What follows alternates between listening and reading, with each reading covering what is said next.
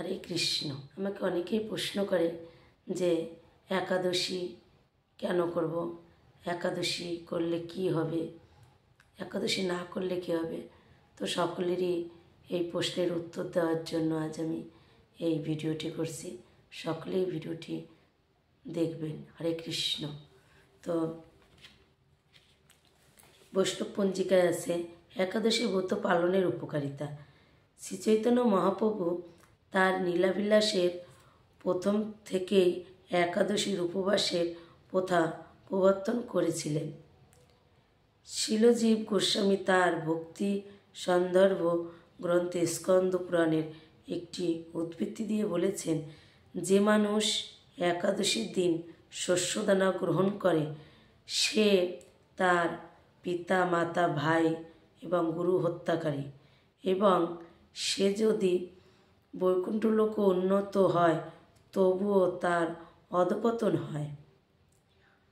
একাদশীর দিন বিষ্ণুর জন্য সব কিছু রন্ধন করা হয়, এমনকি অন্ন এবং ডালও, কিন্তু শাস্ত্রে নির্দেশ দেওয়া হয়েছে যে সেদিন বৈষ্ণবদের বিষ্ণুর প্রসাদ গ্রহণ করা পর্যন্ত উচিত নয়।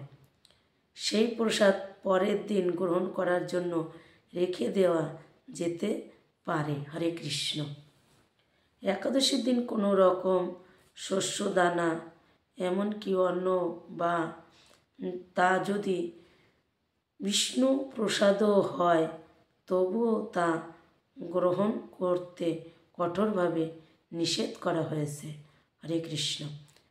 বিধবা না হলেও শাস্ত্র অনুসারে একাদশীর ব্রত পালন করার প্রথা শ্রীচৈতন্য মহাপ্রভু প্রবর্তন করেছিলেন। শ্রীচৈতন্য চৈতামৃত আদিলীলা 15:8-10 প্রভুপাদ ভক্তি সহকারে একাদশীর ব্রত পালন করলে সকল যজ্ঞ ও সকল প্রকার ব্রত পালনের ফল লাভ হয়ে থাকে। এই তিথিতে অন্নগ্রহণকারীকে পশুর থেকেও নিকৃষ্ট বলে শাস্ত্রে বর্ণনা করা হয়েছে। অনেকেরই ধারণা শ্রী পুরীধামে শ্রী জগন্নাথের অন্নপ্রসাদ ভক্ষণ দোষবহ নয়। অনেকেই ভাবে পুরীতে যে জগন্নাথ দেবের অন্নপ্রসাদ হয় তা গ্রহণ করলে তাতে কোনো অপরাধ হয় না একাদশীর দিন যদি কেউ গ্রহণ করে, কিন্তু না, এটা সম্পূর্ণ ভুল কথা। একাদশীর দিন আপনি যেখান থেকেই অন্ন প্রসাদ গ্রহণ করেন না কেন তাতেই অপরাধ হয়।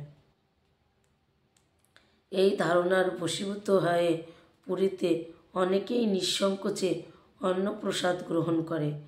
এটি সম্পূর্ণ শাস্ত্র বিরুদ্ধ বিচার। শ্রী চৈতন্য মহাপ্রভু তার সধবা জননী শ্রী শচী দেবীকে এই ব্রত পালন করতে অনুরোধ করেছিলেন। একাদশী তিথিতে নিরম্ব উপবাস করাই শ্রেয়, নিরম্ব মানে কিছু না পেয়ে উপবাস করাই শ্রেয়। কিন্তু যারা উপবাস করতে একেবারেই অসমর্থ তারা একাদশীর প্রসাদ রূপে অল্প পরিমাণে ফল, আলুর সবজি, দুধ ও দুগ্ধজাত খাদ্য গ্রহণ করতে পারে।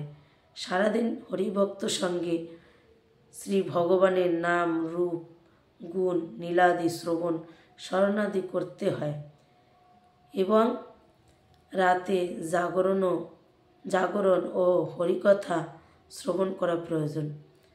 হরে কৃষ্ণ। একাদশী ব্রত পালনের সময় পরনিন্দা, পরচর্চা, মিথ্যা ভাষণ, ক্রোধ, দুরাচারী দর্শন সম্পূর্ণভাবে নিষিদ্ধ। একাদশী তিথিতে ধান, গম, যব, ভুট্টা ও সরিষা জাতীয় খাদ্য বর্জনীয়। এই তিথিতে সমস্ত পাপ এই পঞ্চশস্যের ভিতর অবস্থান করে। শস্য জাতীয় প্রসাদ গ্রহণ করে একাদশীর পালন করা একান্ত দরকার, নতুবা একাদশীর ফল লাভ হয় না। অনেক মাহাত্ম্য। তো সকলে একাদশী পালন করবেন। হরে কৃষ্ণ। রাধে রাধে।